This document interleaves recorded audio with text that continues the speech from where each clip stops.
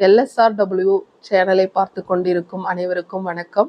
40லிருந்து 50, 60, 70 மதிப்பெண்கள் தான் எங்களால் தேர்வுகளில் வாங்க முடியுது அப்படின்னு சொல்கிற மாணவ மாணவிகளுக்கான காணொளி இது.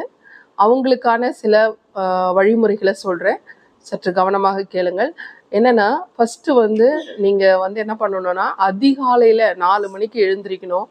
எழுந்திரிச்சு உங்களோட காலை கடன்களெல்லாம் முடிச்சுட்டு, காலை வேலைகளெல்லாம் முடிச்சுட்டு, ப்ரஷ் பண்ணுறது இந்த மாதிரி வேலைகளெல்லாம் முடிச்சுட்டு, நீங்கள் தண்ணி குடிச்சிட்டு, நீங்கள் அமைதியாக உங்களுக்கு மறக்கக்கூடிய பாடப்பகுதிகளை எடுத்து வச்சுட்டு நீங்கள் படிக்கணும்.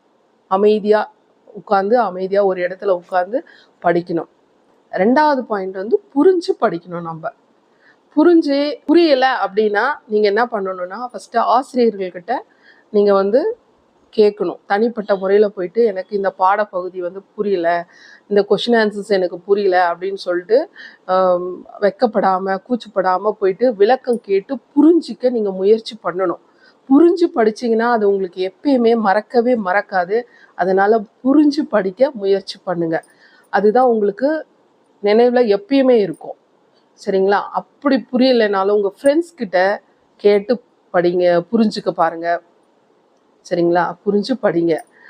அதுக்கப்புறம் 3வது பாயிண்ட் என்னன்னா, நீங்கள் இப்போது பேப்பர் நல்லா எழுதியிருப்பாங்க இல்லையா, உங்கள் கூட படிக்கிற பிள்ளைங்க நல்லா எழுதியிருப்பாங்க, எக்ஸாமில் அதிக மதிப்பெண்கள் இல்லை ஃபுல் மார்க்ஸ் வாங்குறாங்க எக்ஸாமில் அப்படின்னா, அவங்களோட பேப்பரை கேட்டு ஆசிரியர்கள்கிட்டயோ இல்லை அவங்கக்கிட்டேயே கூட கேட்டு பேப்பரை வாங்கி நீங்கள் பார்க்கணும். அவங்க எப்படி ப்ரெசன்ட் பண்ணியிருக்காங்க அந்த பேப்பரில் அப்படின்னு சொல்லிட்டு நீங்கள் பார்க்கணும்.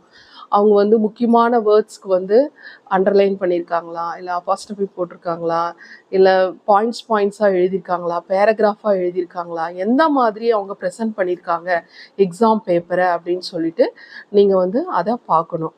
பார்த்து அதை நீங்கள் கொஞ்சம் ஃபாலோ பண்ணலாம். தேர்வுக்கு படிப்பதற்கான அட்டவணை இது. இங்கே ஃபஸ்ட்டு நீங்கள் சப்ஜெக்ட்ஸ் எழுதிக்கோங்க, டேட்டெல்லாம் போட்டுக்கோங்க. சரிங்களா? அதுக்கப்புறம் நீங்கள் என்னென்ன பாடங்கள் படிக்கணும் அப்படிங்கிறதையும் எழுதிக்கோங்க. சரிங்களா? எழுதிக்கிட்டு இது மாதிரி நீங்கள் எக்ஸாம் கிட்ட நெருங்க நீங்கள் இந்த மாதிரி படிச்சுக்கோங்க. All the best.